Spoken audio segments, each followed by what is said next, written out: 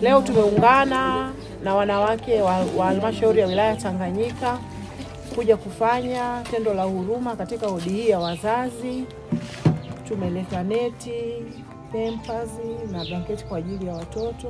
Hii yote ni katika kuadhimisha siku ya mwanamke duniani ambayo inaanza tarehe 1 na kilele chake kitakuwa ni tarehe 8 mwezi wa 3.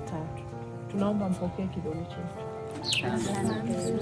Kwa niaba ya uongozi wa hospitali, napenda kuwashukuru wamama wa halmashauri kwa kuja kutuona. Mungu awabariki sana. Hapa mlipokaa ni wodi kwa ajili ya watoto wa malnutrition. Kwa leo tunaye mgonjwa mmoja, yule pale ambaye yuko na baba, mama na mtoto mwingine.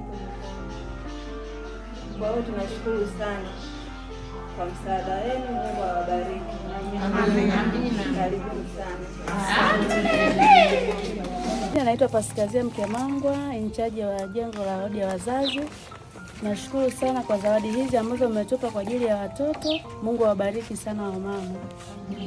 Tunashukuru kututembelea na mama na mzidi kwa mtutembelea hospitalini na kututia moyo.